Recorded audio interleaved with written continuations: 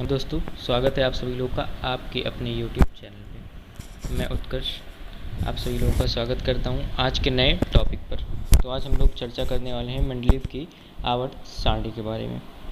तो सबसे पहले हम लोग मेंडलीव की आवर्त सारणी की कुछ परिभाषाओं के बारे में जान लेते हैं। ऐसा तो मेंडलीव के अनुसार तत्वों के भौतिक तथा रासायनिक गुण उनके परमाणु भारों के आवर्ती फलन होते हैं।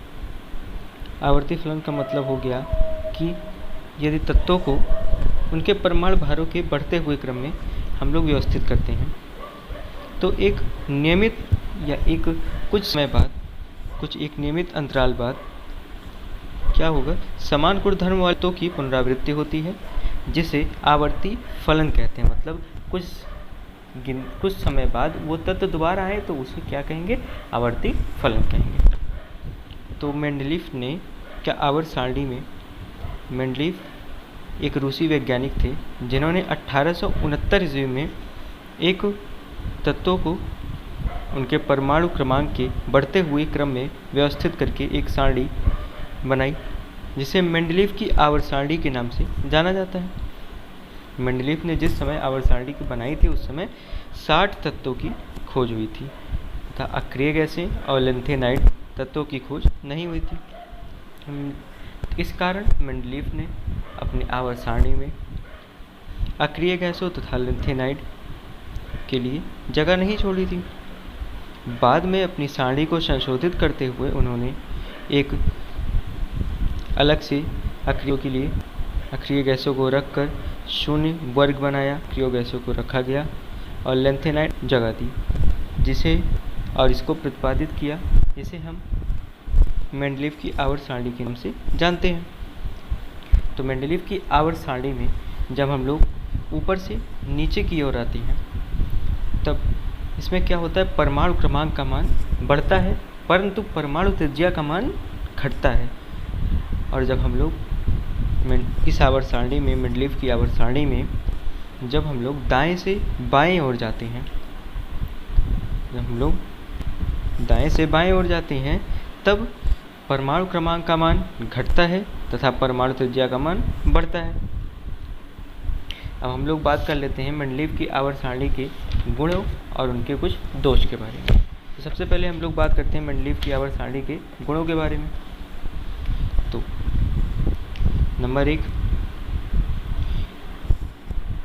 तत्वों को उनके बढ़ते हुए क्रम में या उनके बढ़ते हुए क्रमों में व्यवस्थित करने से जो सारणी हमें प्राप्त हुई उससे हमें तत्वों को समझने, उन्हें याद करने में सहायता हुई जिससे हम उन्हें आसानी से याद कर सकते हैं।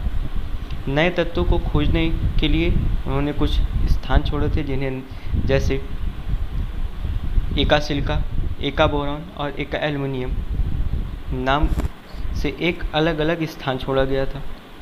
एका एल्युमिनियम, एका सिलिकॉन और एका एल्युमिनियम ये नाम ऊपर दिए गए तत्वों को जैसे उनके परमाणु क्रमांक के आधार पर और उनके परमाणु भार, ऐसे परमाणु भार वाले तत्व हमें नहीं ज्ञात थे जो उस बीच में सटीक बैठे, तो उन्होंने उस जगह को खाली ना छोड़कर उसके ऊपर वाले तत्व में एका जोड़कर उसे लिख दिया, जिससे बाद में तत्वों की खोज होने पर उनका परमाणु भार जो था उनके अनुमानित किए गए तत्वों के आधार पर ही निकला। जैसे एका सिलिकॉन की जगह एका बोरॉन की जगह पे स्कैंडियम और एका एल्युमिनियम की जगह पे गैलियम।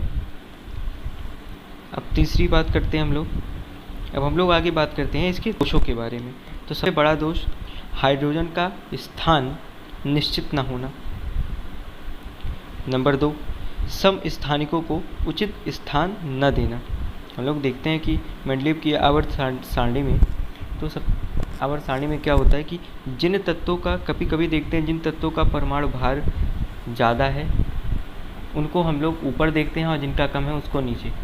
तो ये एक बहुत बड़ा दोष है, एक समस्थानिकों का स्थान निश्चित न होना, उचित स्थान न होना। तो समस्थानिक किसे कहते हैं, वह समस्थानिक ऐसे तत्व जिनका परमाणु क्रमांक समान लेकिन उनके परमाणु भार भिन्न भिन्न हो, ऐसे तत्वों को समस्थानिक कहते हैं। तो मुझे लगता है आप लोगों को, तो हम लोग ने दोष और आवर्त होती क्या इसके बारे में चर्चा की। अगले वीडियो में हम मेंडलीव की आधुनिक आवर्त सारणी के बारे में चर्चा करेंगे। अगर आपको ये वीडियो अच्छा लगा हो तो सब्सक्राइब कीजिए, लाइक कीजिए और शेयर कीजिए, और जितना हो सके लाइक कीजिए और इसको फैला दीजिए। आपको कोई भी दिक्कत हो, कोई भी डाउट हो, कमेंट कर सकते हैं, नीचे आपको व्हाट्सएप नंबर दिया गया है। Thanks for watching this video. अगर आप लोगों का कोई भी डाउट होता है तो आप कमेंट कर सकते हैं, और अगर आपका कोई प्रश्न है तो आप उसे भी पूछ सकते हैं। वीडियो देखने के लिए शुक्रिया। हम मिलते हैं अगले वीडियो में।